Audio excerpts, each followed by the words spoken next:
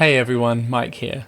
Thanks so much for tuning into this video. This is a vlog that I took from my recent experience sessioning for the band TesseracT for their live stream show called Portals. This was a really difficult gig for me because I was a huge fan of the band and they approached me with only about 6 or 7 weeks to learn 19 songs. So everything went very quickly when I did this, but I decided as I did this I was going to make a vlog. I've done loads of things before, like playing for Periphery at 24 hours notice, from 24 hours to learn the entire set and get out on tour with them because Matt's shoulder had fallen out of his socket.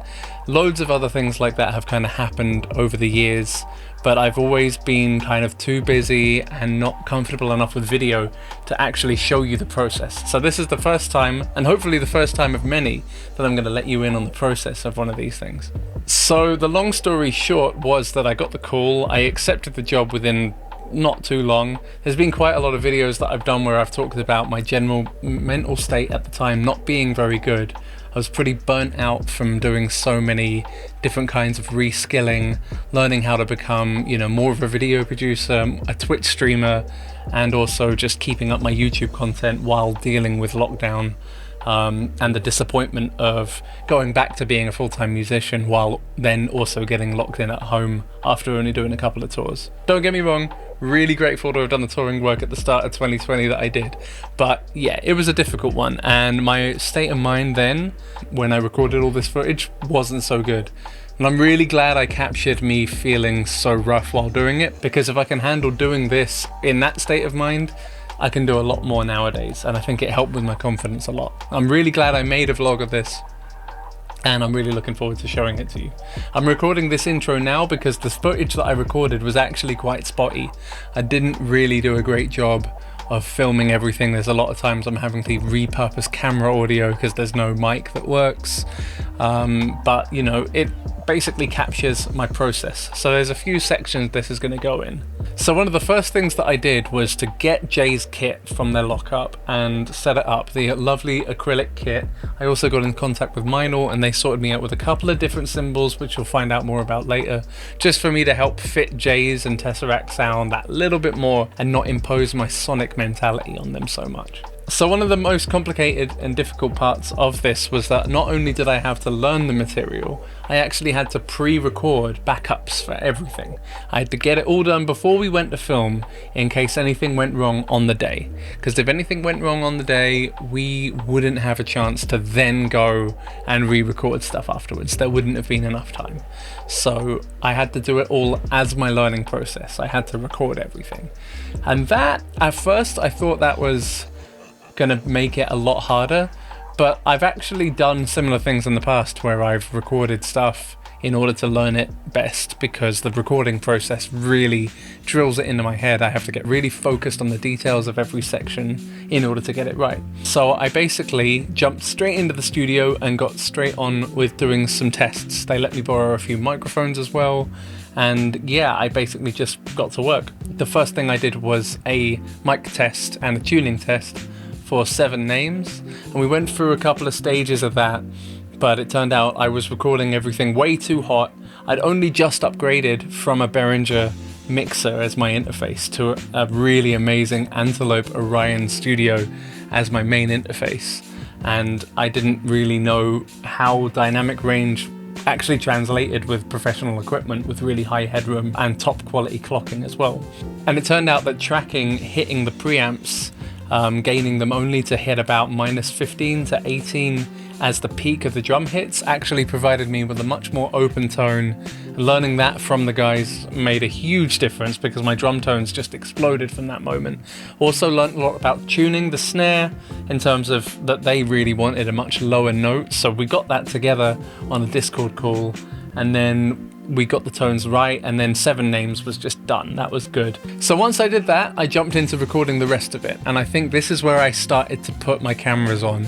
So this first episode is going to be Concealing Fate Part 2 is where I turned the cameras on, because Part 1 went pretty easy. I knew that, I covered that, I played that with friends in the past.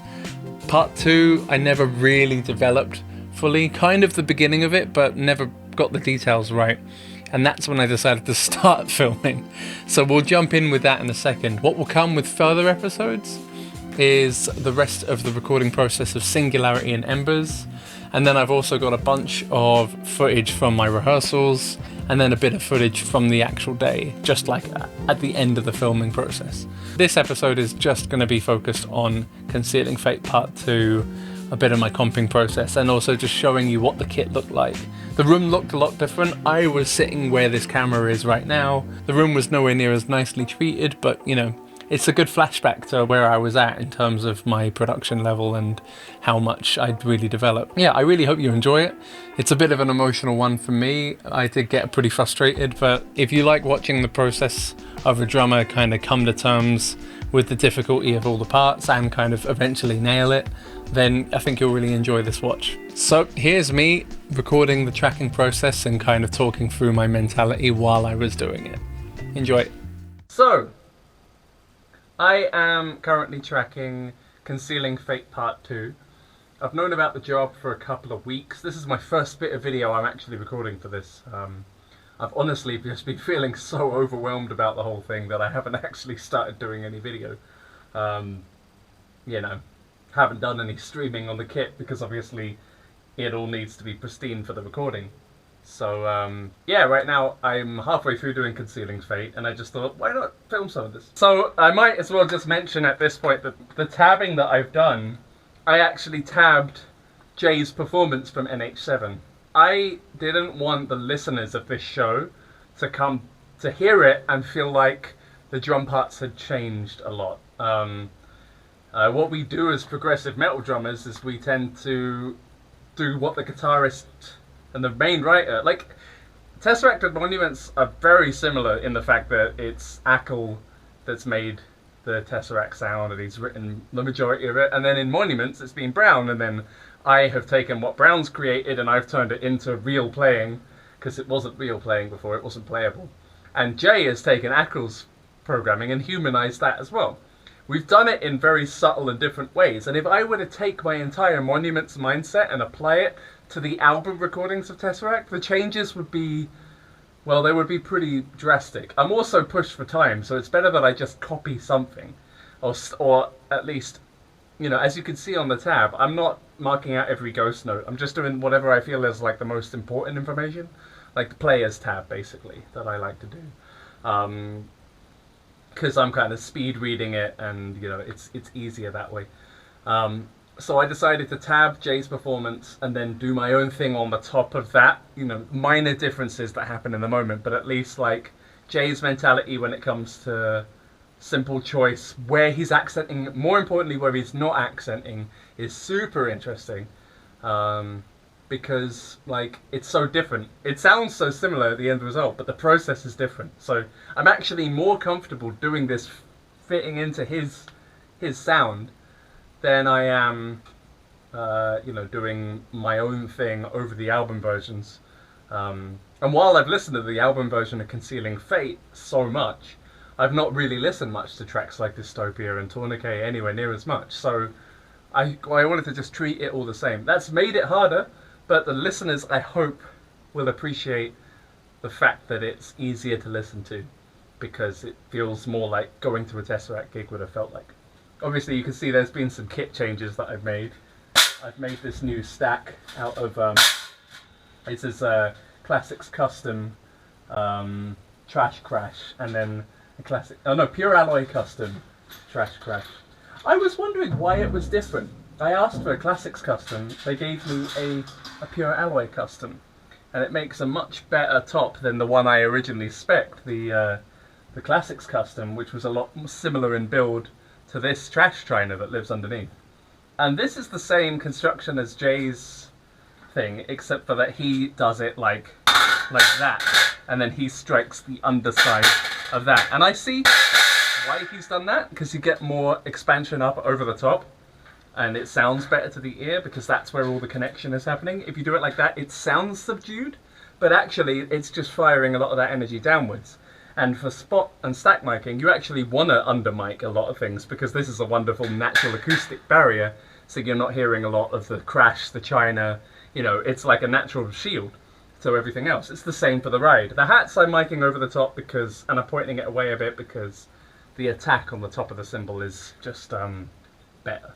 Also, this is going to save my sticks a lot more, and it's going to save the quality of this crash, which means it lasts longer. But kudos to Meinl for actually giving me a pure alloy trash crash on the top instead of the Classics custom, which I thought would do the job just fine. They look after me so well. When I told them about this gig, I also said I'm going to need another splash, because you can't do TesseracT with one splash.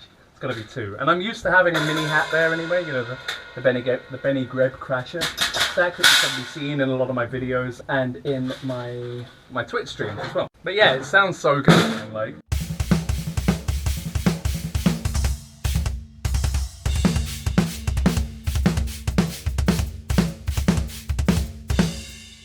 Man, I'm looking forward to this gig. For the record, this kit is amazing. I love playing on it. It's so good. Yeah, fucking love it. So good. Got some toilet paper going on in the floor tom to kind of calm things down. Got the DW Brass J's Baby, which Ackle loves as well. For the record, UV2, the best snare head I've ever used on a snare by Evans. By a long way. By a very long way. This mic keeps moving, but that doesn't matter that much. Yeah, I got G2s, G1s on the bottom. And yeah, that's my Twitch vocal mic is very much stuck there. And I look at this screen all day and I play things. Sorry Jay, I had to patch up your kick even more because your kick striked like your kick pedals were clearly striking like there. There and there, and so I had to put more patches on the top. Also, Beta 91 is the winner. Acrylic, so good to be able to see that mic as well. I love that. What else is new? Nothing else is new. Everything else is the same as it was before. There's a little 8-inch tom sat there. No way I'm putting that up here. Like, it's just not the one. Focus. There we go. Gotta love that. Gotta love that.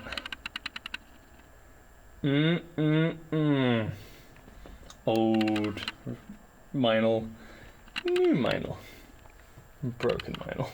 Also, the Porter & Davis is amazing. I don't have my backrest anymore, but my god, this thing makes things sound good. I've got all the drums going through it. I've got kick, toms, and snare at different levels, mixed at different levels, thanks to my the Orion that I'm using.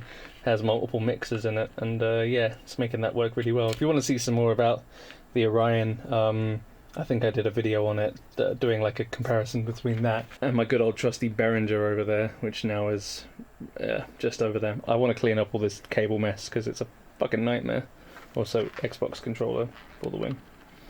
This is turning into a studio tour. That's bullshit. We're just playing drums, right? Right? Right? Right now I'm going to make sure my snare's still in tune.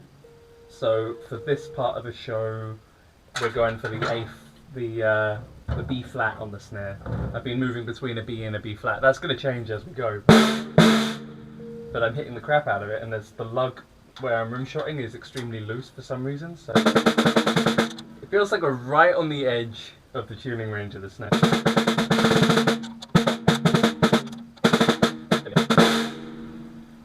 So yeah, that feels pretty good. Oh, also my tunes, my toms are tuned C sharp, F sharp, B.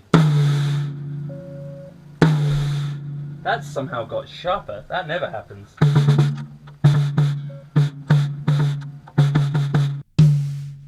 That's sitting pretty well.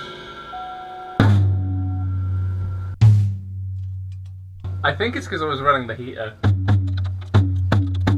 Of course, because I was recording a lot of this yesterday, and then, you know, temperatures have changed. But I know what notes I'm hitting. The pitch pipe goes up.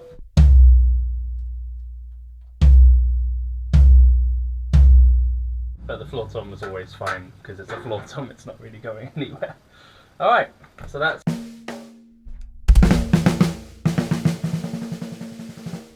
I'm rim shotting and it's feeling like it's slipping out over there. It's all about how it's tuned over each lug. So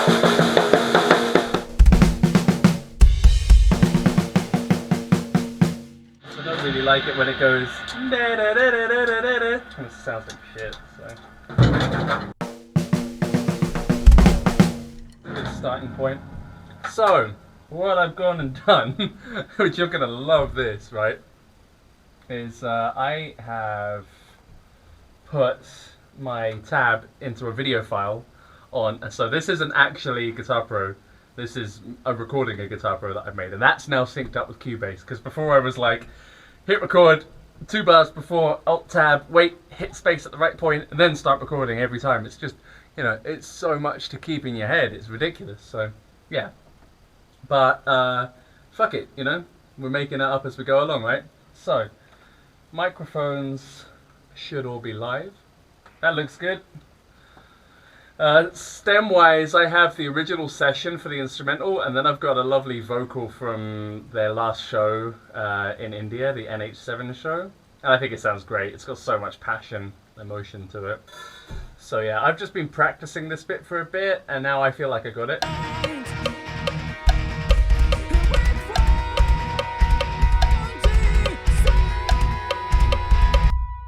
Yeah, I've got my start point already laid out there, so as long as all my mics are live, then yeah, we'll give it a go. Cool, I can have the video up when I hit record as well, which is sick.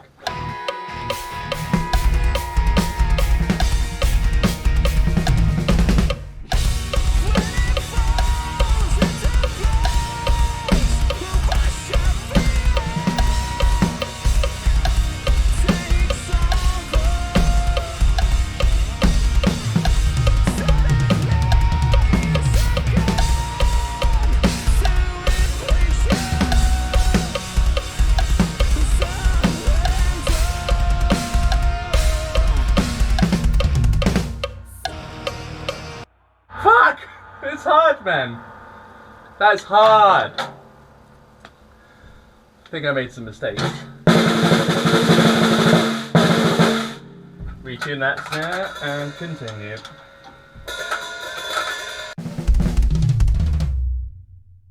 Right. Let's go again.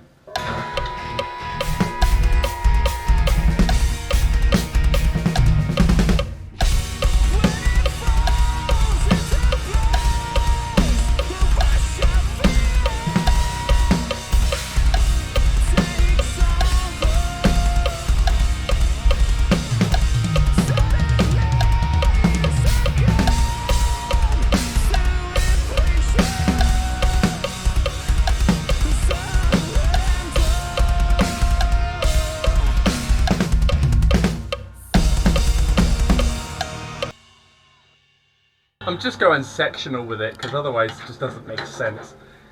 So, you know, like I can't do it in one pass on my first time doing Concealing Fate, but I'll learn it so well doing this. And then we have these backup recordings, which is super handy. I feel like I made a mistake, or 10. Yeah, it's these skipped snares at 355 I think I missed. And I don't like just dropping in for like one thing really close to the bar because my consistency's all off. But I just need to look through my takes and see what it looks like. That means going into lane view. This over here, a bit better. Is that 355 I was just saying? Oh, I've got to stop alt-tabbing. Yeah, 355. I don't see a snare there at all. Cool, yeah, I have to redo it just for that. Just for that detail. It's really hard self-engineering a 17 microphone drum kit, keeping tuning, phase, all in check, while also learning how to play TesseracT while recording TesseracT. It's fucking stressful, man. Like, I'm doing alright, but fuck me, it's hard. It's nice to film a bit of this, and we can look back at this later together and laugh about it. Or cry about it, I don't know. I feel like my kick drum is like part of fingers. It didn't break, that's good. Or did it? Feels a little bit crunchy now. I'm just going to turn the kick in all the way up to full. Cool. That feels to be better. I've also got the Porter and Davis kicking me up the arse, which is handy, to say the least. I don't know if you can see it from the top camera there. I've got two of them. I don't know, they were both J's. But this one works, so feels great, man. Feels so good. Right, back to work.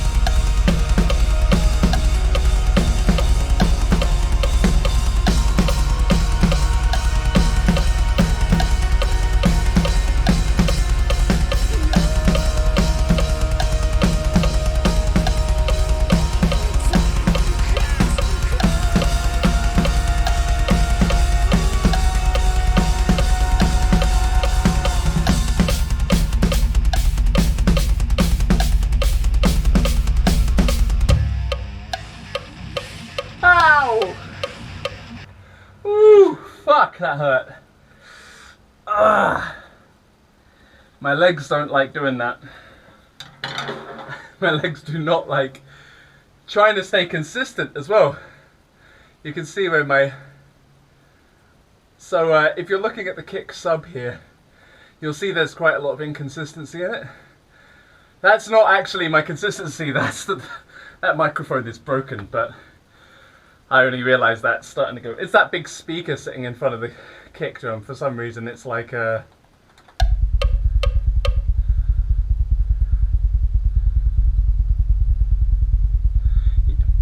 can't hear it because it's compressed to fuck. That's why it sounds the same.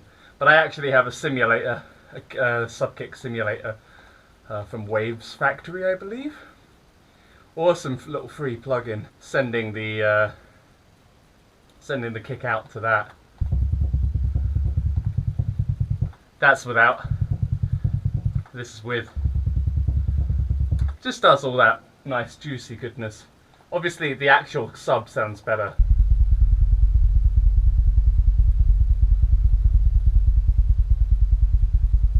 But you can kind of hear it come out. Anyway, I'm getting distracted. Mainly because my leg hurts and I don't want to keep tracking while it hurts. But I feel like I got the chorus. I'm really fluffing the get up at the end. It's like oh no, I'm not. It just feels like I am because like better. It's really slow to do that. And we got tuning slippage again. Yay! Oh, the guys are just hitting me up. Eccles saying the dystopia is ready and uploaded for me to track to. Man, I've still got to track this and King and then hopefully tab and track Tourniquet, and I thought I would get that all done by tomorrow, but no way is that happening.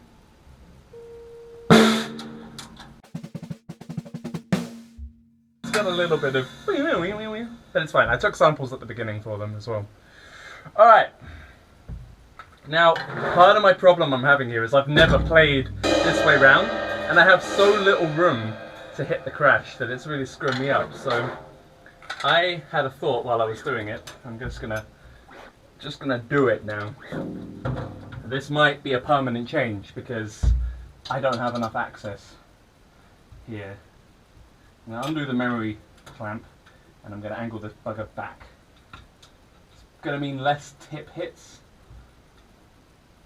Because I mean, you can see here, I don't know if you can see it on the GoPro, but there's loads of points where like the whole stick is striking across there, and it just doesn't, like, it sounds really bad when you strike the tip of the stick against it, like the whole shank of the stick. Ah, shit. I think that's too far, to be honest. Yeah, I'm like, yeah. Split the difference, Marion. Come on now. Yeah, that helps. Like, I'm never gonna ride on this one, so I couldn't care less about that. But that is gonna save this, because it has to move to the second crash for the second and third systems of the So My Demons part. Let's try it. Night and day. I'm not. You saw how I was playing before, like 4 bars or maybe 3. I don't know.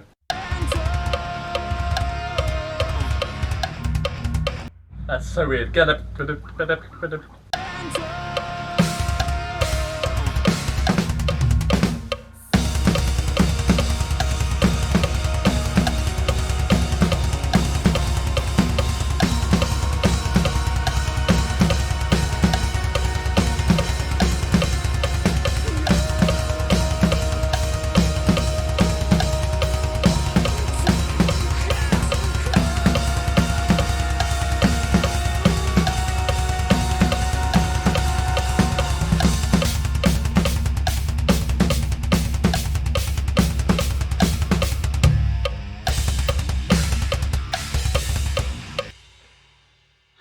Save my energy for that bit. Cool. Alright. That'll do.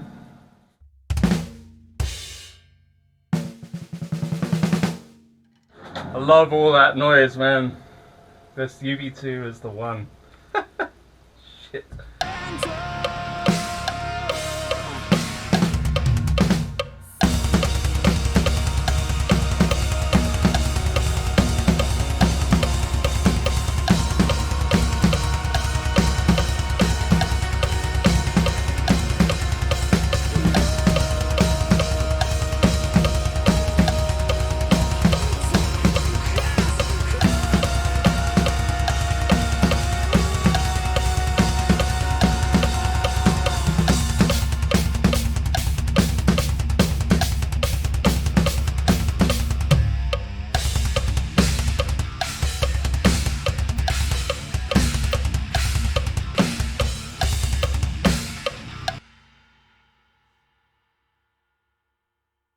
Killing my fucking legs.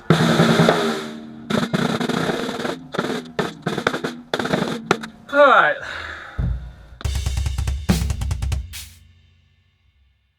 So at this point, I need to now practice this next section because it's not something I've really played before. Let's have a look at it. So with fresh legs as well, a bit of a stretch.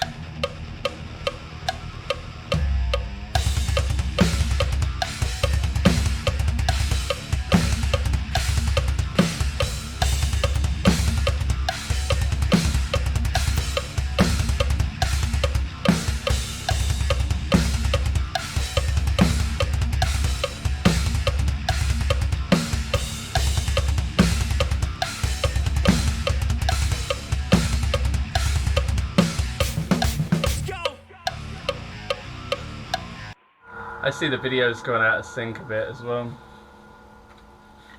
I don't know how, but that would be good for me to fix right about now. Sometimes the sync of Guitar Pro had fallen out and I thought rather than like screwing around trying to fix it. Oh, it feels like that I actually might have just deleted the last cut that I did because I had it up there as well. That's weird. So I want to hold the cursor on 402 and then just down, back. No, stop moving sideways. Oh my god. That's nearly it. There you go. That'll do. Sweet. Okay, back to full screen mode. Right. It's hard to keep it tuned. Right, I think my legs have rested enough now.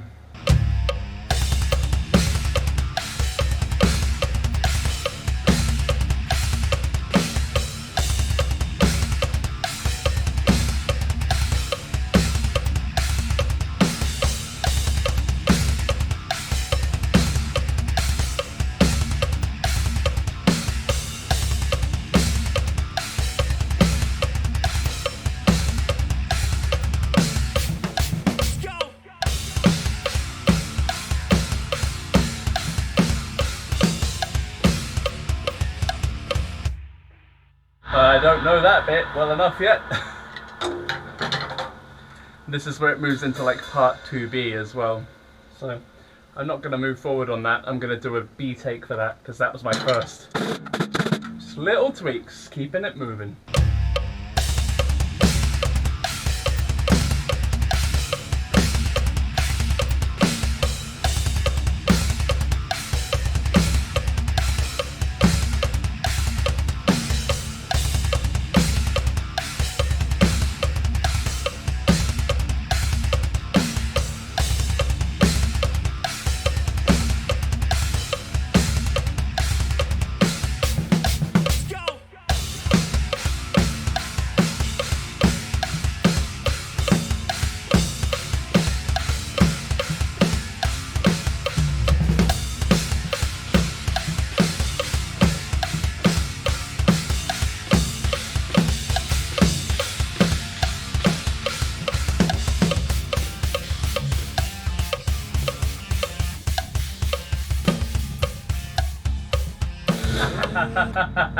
About the biggest fucking shit show at the end there, but I hadn't practiced it yet, so there's no time to practice this before I track it. It's just, now we go. Wow, look how quiet the kick subs got now. I was nailing those kicks. You could see the transients. Right, that's the first half of part 2 done. Yes, that's great. One eternity later. Well, this is one of the things that I don't like to film myself doing whatsoever, but I'm gonna do it because I want to document this, and I want to be able to look back at it myself, and I also want to share this with you, even though it's really hard for me. So, where do I even start? So, like, when I'm doing a really tough learning job like this, I have moments where I get really anxious and I really like fear screwing up the whole thing. When I'm under, I wouldn't say I'm under like a ton of pressure, but like there's a lot to get done in not a huge space of time, and so I've got to kind of just crack through everything. And I don't feel like there's time for me to really sit down and like pre-learn everything in one big sitting and then come back and then track everything in a sitting and then go back and then, you know, learn what I tracked all as like regimented activities. Like, my brain just doesn't work like that. So what's working out best for me right now is to just learn by doing. But in the process of working it out, I make like a lot of mistakes. I get pretty I make a lot of mistakes. I get pretty frustrated sometimes, but you know, I have to push through and just remember it's all going to be okay. But I never listened to part 3 as much as I listened to parts 1 and 2. 1 and 2 were like what I listened to the most when I was younger. But part 3, especially moments like this, completely alien to me. So I don't know how to transition this riff here. I'm going to just try and work it out on camera, and hopefully you can kind of see the gears turning, and yeah.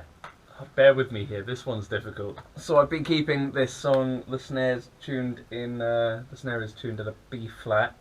So even while I'm practicing, I like to just kind of keep it there so it doesn't droop too low. I think we're good. Now we've gone like a quarter tone flat. So I'm going to try and learn this by playing it. I'm not tracking. Maybe it would be better if I was just tracking in a loop, but I would rather get the whole consistency on its own take, and also practice getting from sections A to B. There's no point in me just learning just how to do each tiny nugget. Like, I need to be able to do the whole thing in a big performance, and I'm not going to get that much more time to practice doing it, so this is where I learn, you know? Alright.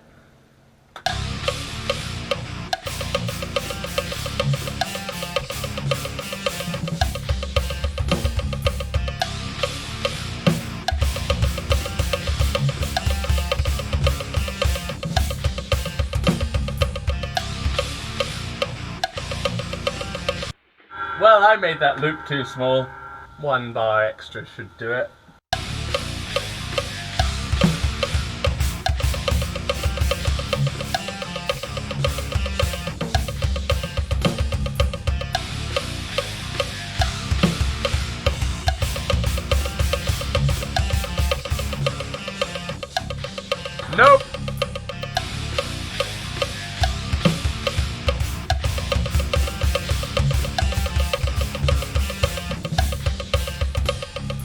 So I'm gonna start by getting just hits, and then I'm gonna work out where the snares go, and then I'm gonna work out what cymbals I hit. That's my process right now.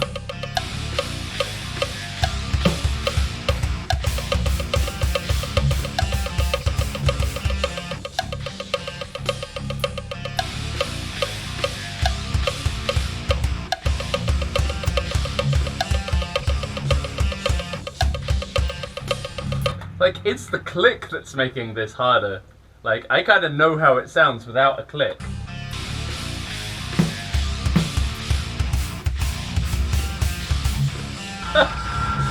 No, I don't.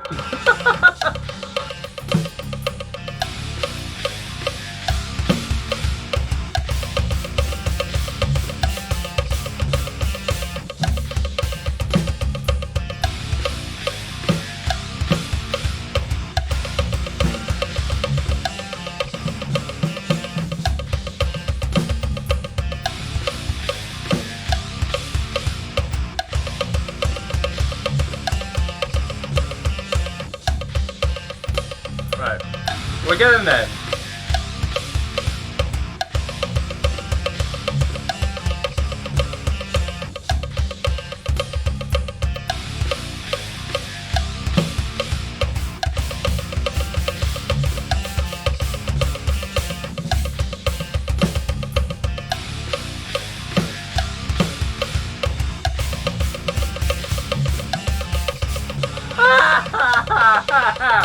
This is hard!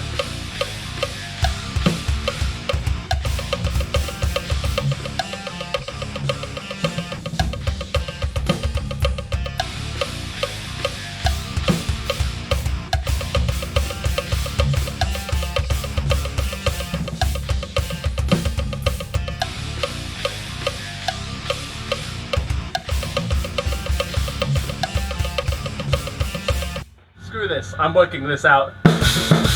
I need to get the hands in there, otherwise this is never gonna happen.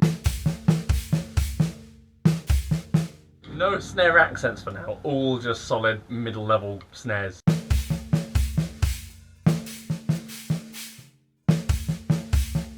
Right. Maybe I'll just do it like that. This is bar 414 for those who don't see. I'm just doing the first two beats.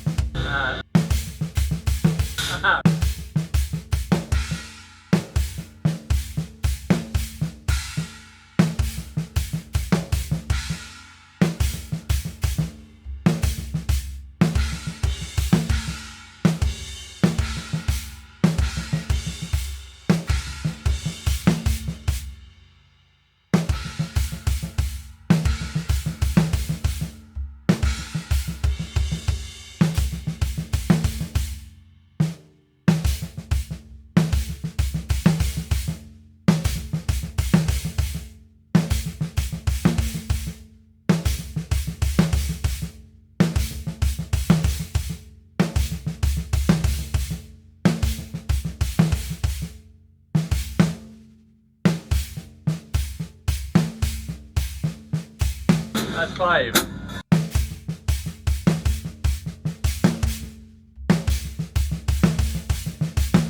There we go, that's 5, 4, 5. Yeah.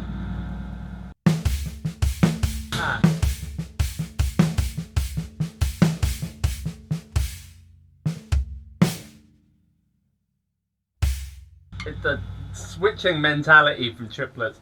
I'd really rather think of this as just a bunch of 16th notes.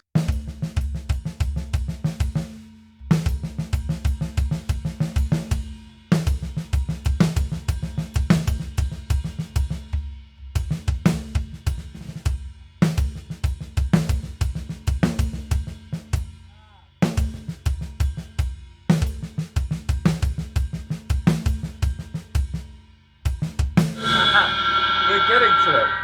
thinking of it as like, yeah. See, I'm trying to talk through what's going on in my head right now, and it's really hard. But I'm just trying to like internalize what it feels like to actually play this while thinking about the click. Because I tried making a click that went like and it just made me lose where I was. Because I had to have gone from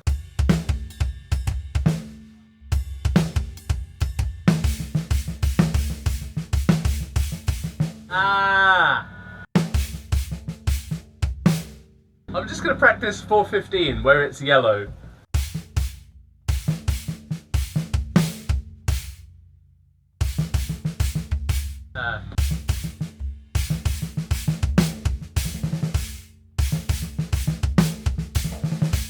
That's the easy part.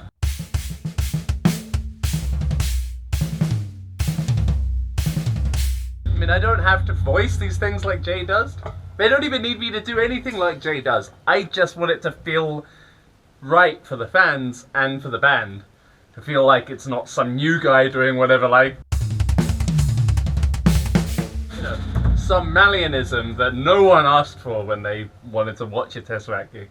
I watched Art Cruz smash Lamb of God, one of my other favourite bands, and he did Chris Adler he did his parts justice so well that, like, and it really put this in context for me, you know. As a fan, I want to hear it like I'm used to hearing it.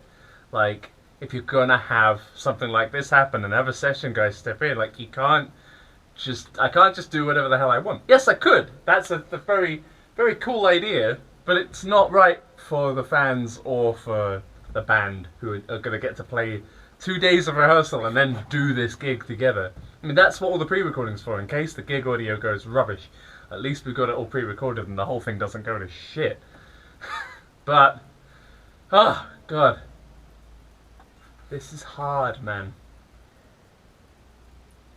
And I gotta say, I don't feel very graceful doing this at all, especially not on camera, but I'm gonna get it.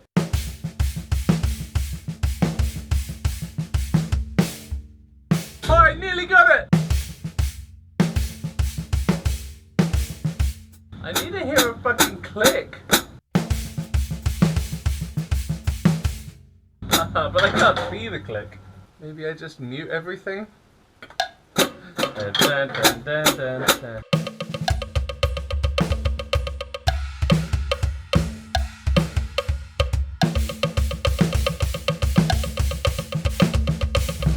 Oh, close!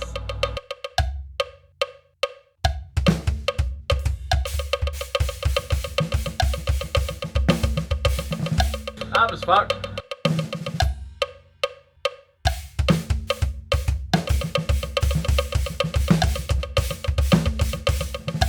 Nope.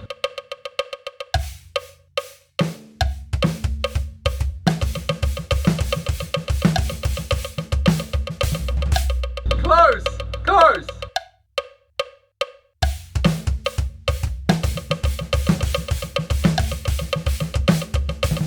Hey, I got it! Once! Let's get it 3 more times in a row.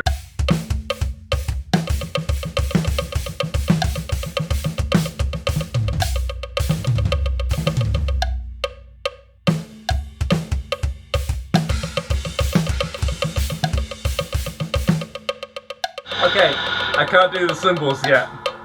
I'll just get it feeling comfortable.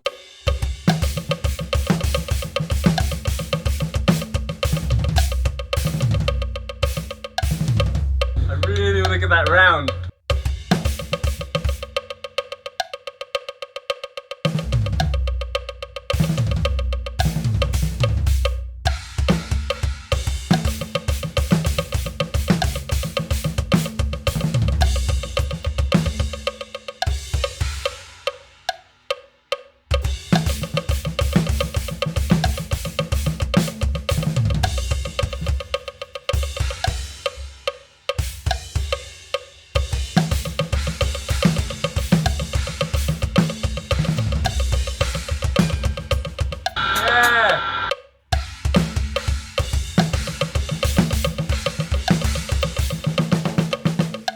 No!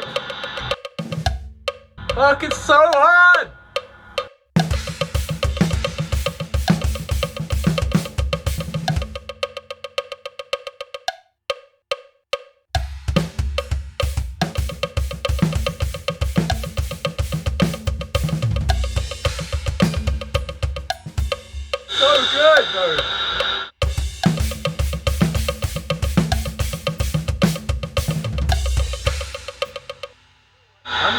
make that click back to normal.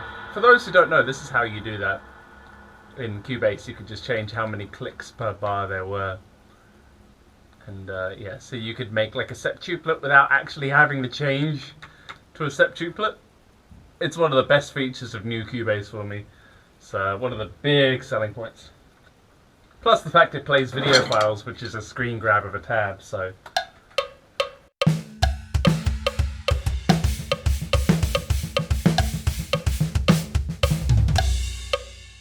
Alright, it's starting to feel good. I know this isn't the most pleasant video you could watch. It's me working out how to play this. But honestly, it's helping. It's actually good that you're watching me, that the camera's live, because, you know, I can't get too frustrated. I might be going a bit mad right now if it weren't for being witnessed. But I know you're probably thinking, it's cool, you'll get this.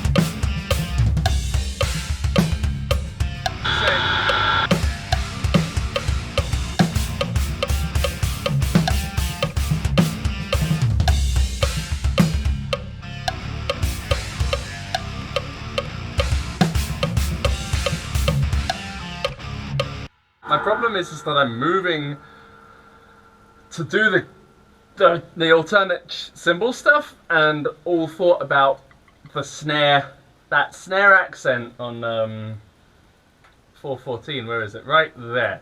That guy. Like, that flies out the window because I'm thinking about all my cymbal movement.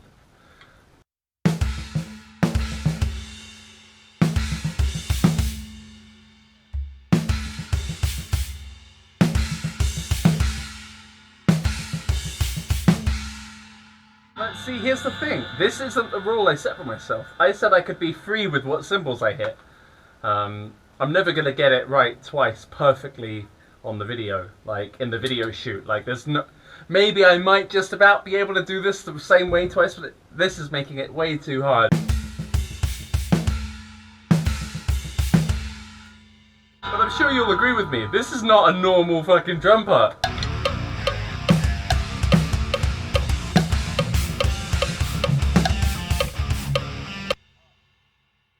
This is so disheartening. This is so difficult.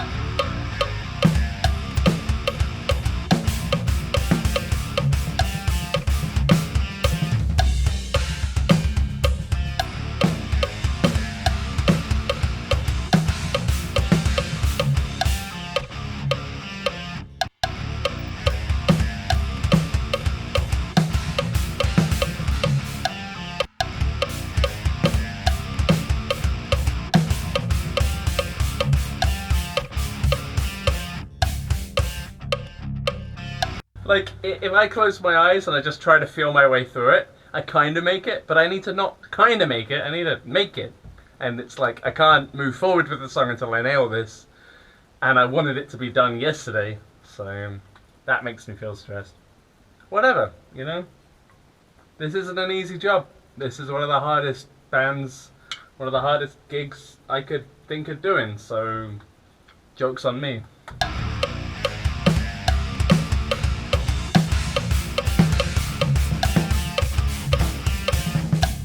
No!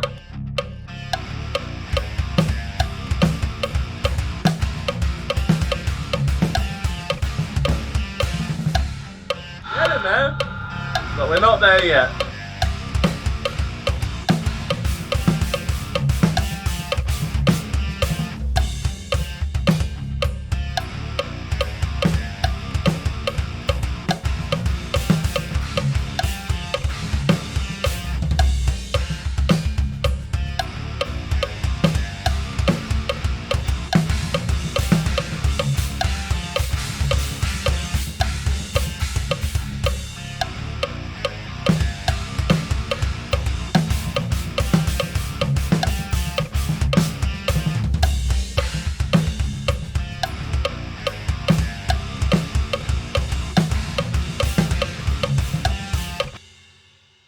Why is it when I go to move around the symbols, I can't follow the accent pattern?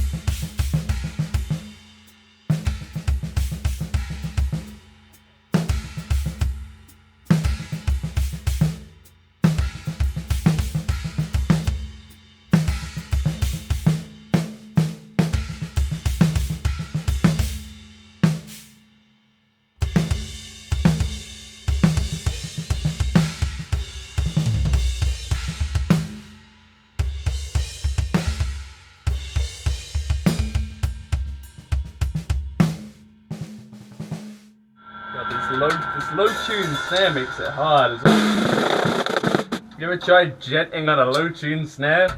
Not fun.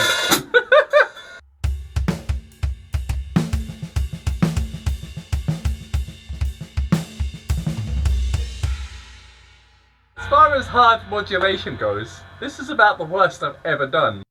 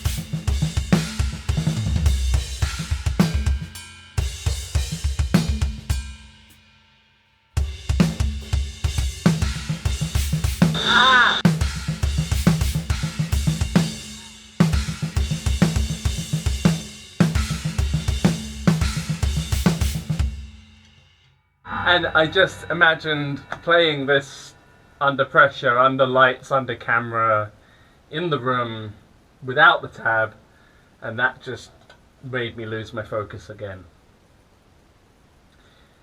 I have to get this done this weekend, man. Like, I have to. They need to track the guitars. I am dying here.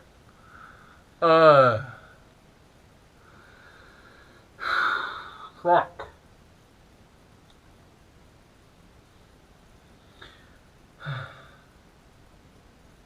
The worst part is that I've been here so many times. It's hard for me right now.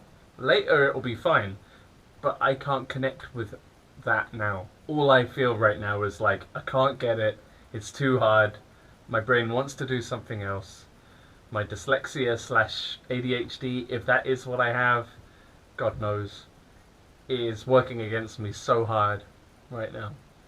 I've never had so much trouble doing something that's difficult, and I'm sure it's all the corona stress on top of it. I've never had such a hard time doing something so difficult. It feels like lately, every time I try and do an ambitious task, I just get burnt for it every time. Like, I feel really burnt right now. But yeah, I have had that holiday booked for months. I've known I've needed that holiday for like months. So I'm really hoping I come back from that well rested, and I wish I was that rested right now, because now's when I need to deliver Concealing Fate. You know, this isn't a small deal for me. It's a mammoth task. I've always wanted a chance to do this. And now I have to do it under such high pressure, it feels like it's choking me. I don't know if I even want to tell you that. Like, I don't even know how open I'm gonna be when I make this vlog. But like, this is taking everything I've got. Like, everything I've got. I'm not doing this with any ease. It's not like before where I could somehow do a periphery set in 24 hours, albeit a 30-minute set, not a 90-minute set. But still, this is 6 weeks to do 90 minutes, not 72 hours. I'm struggling here. I'm really struggling. Hopefully, if you're struggling with whatever ambitious tasks you're doing too, you might find this somewhat useful to look at. That, you know, you're not the only one who finds things really difficult sometimes.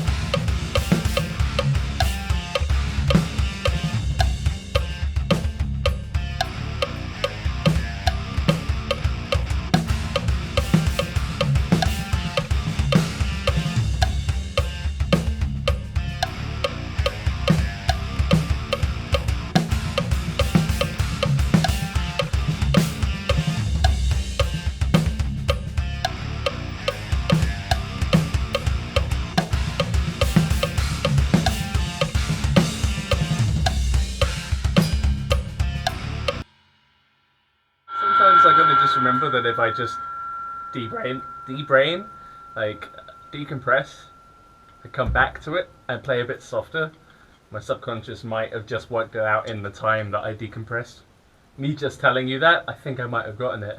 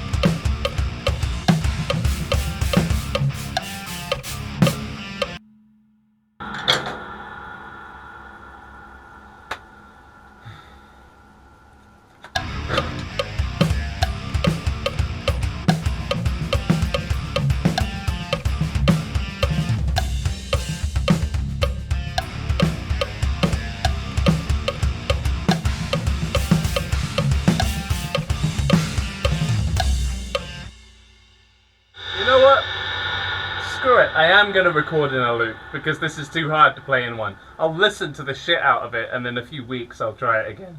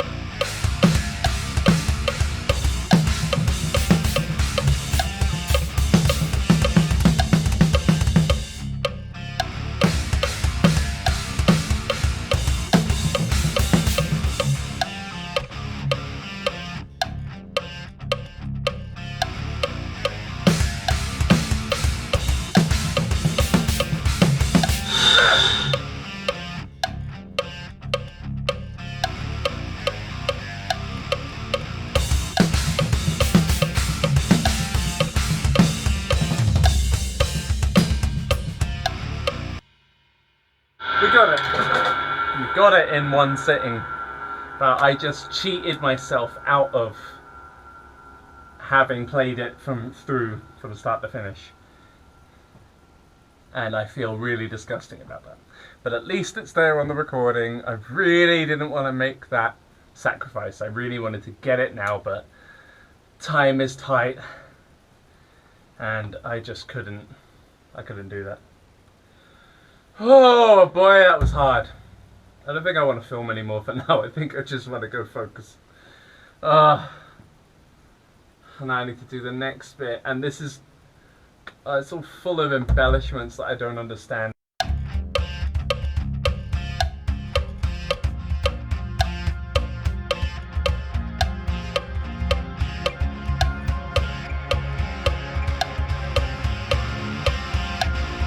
Like, that is just fucking obscene. Why am I trying to copy J here? It doesn't help.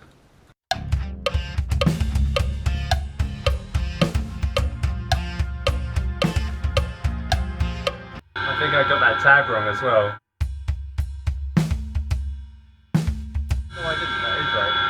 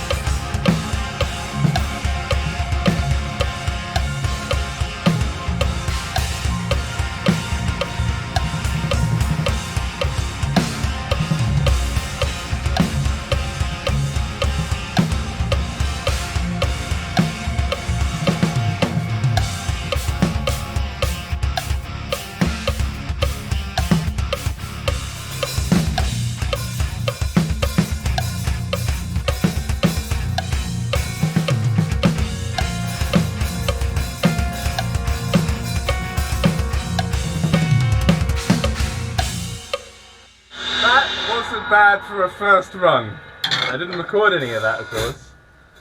I needed a little win there. My sight reading ain't so fucked after all. God, I hope you're enjoying this. Either laughing at my expense or enjoying me smash a challenge. But my God, this is hard.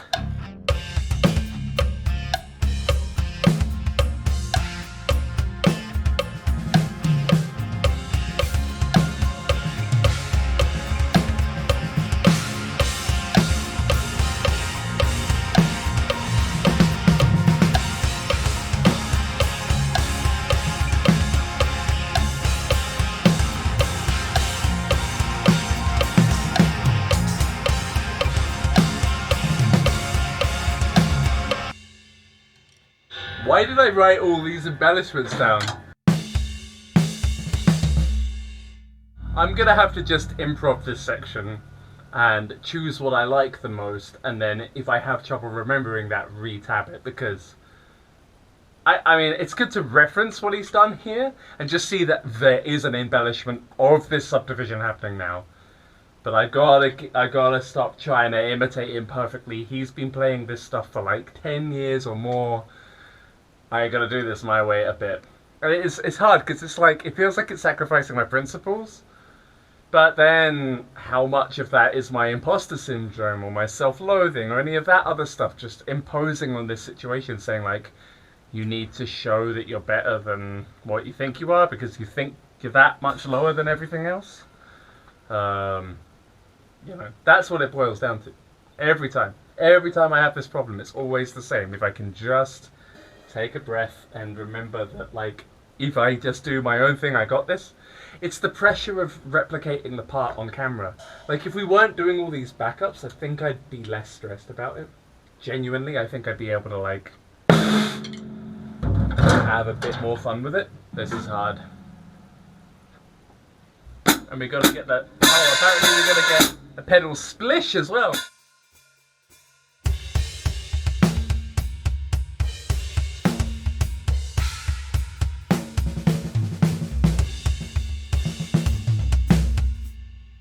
That's the first measure.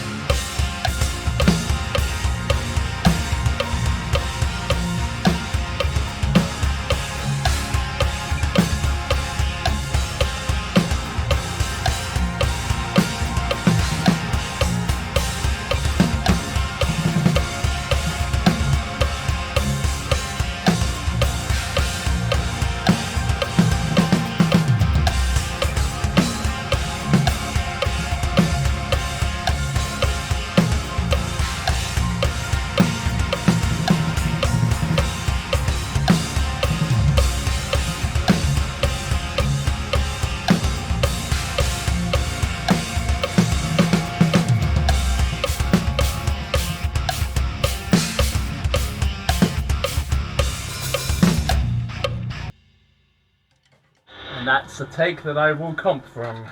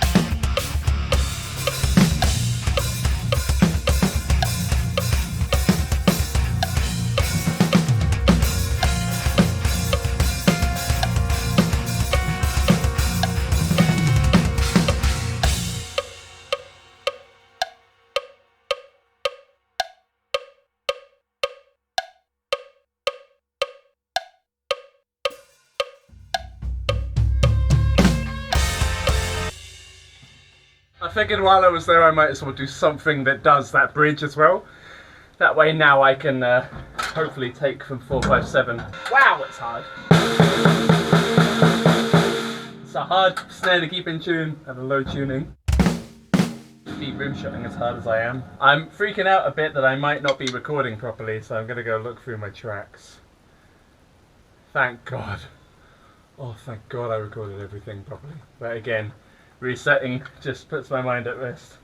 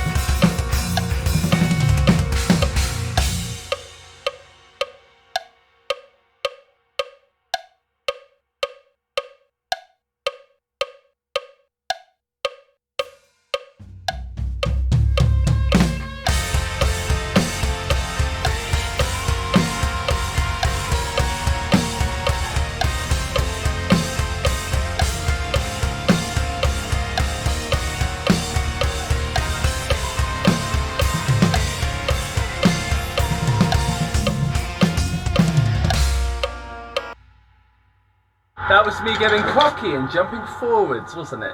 Well, I gotta have some fun. Like, this is so hard. We're still doing that bit, so fuck it.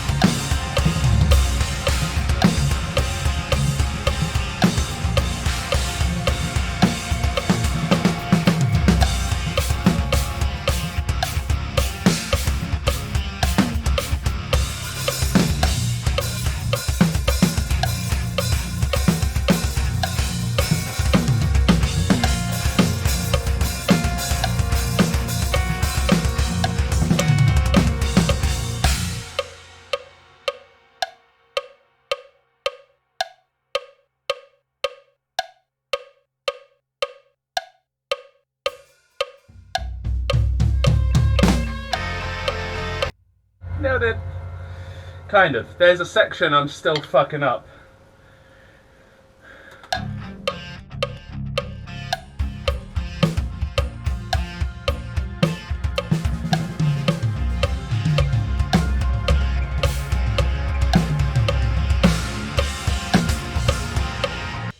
It was the snare downbeat at 422.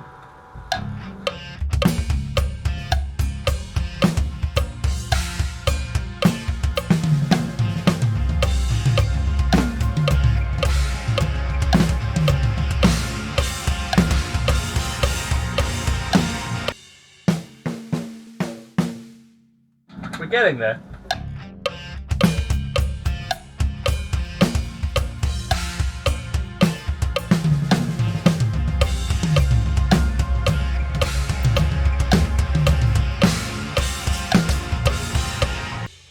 Wow, that's hard.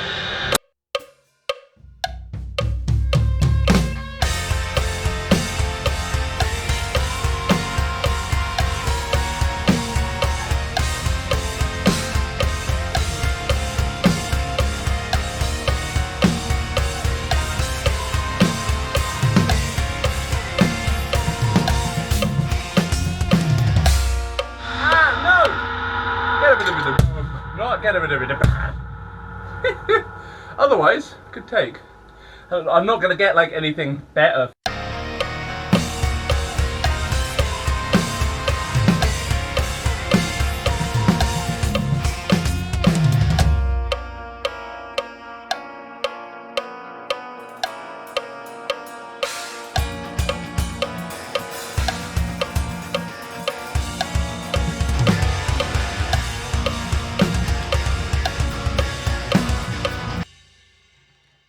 This is an amazing riff, which I don't know even a little bit. But I am going to pause for a bit now because my brain is like mushy peas. And I'm going to come back once my brain's decompressed a bit. But, you know, making progress.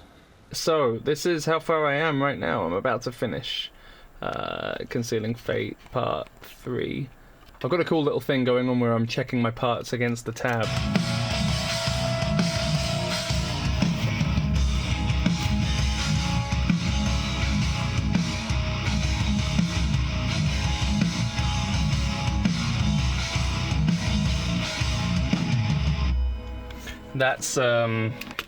That's being done by importing a video file into Cubase. I just screen grabbed the whole tab, and yeah, that worked out pretty well. So yeah, this is the whole project that I'm tracking in. Obviously, you can tell I'm doing a ton of comping and editing and just trying to get the best takes out at the time. I know the guys said they wanted as much like clean, long performance as possible, but it's my first time doing it, and it's really hard to nail all of these details the way that I want to nail them. So it's really good to be able to track with the tabs in sync, as you could see with some of my playing, and also just as I'm comping to kind of go through and make sure that a lot of this is in time and it's the right parts.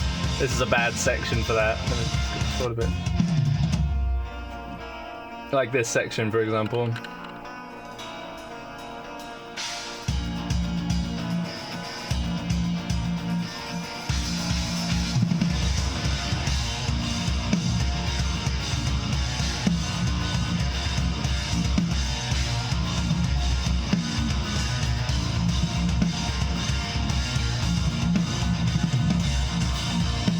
Yeah, it's pretty cool. I'm gonna go do some more on this lovely thing now. It's going to be fun things.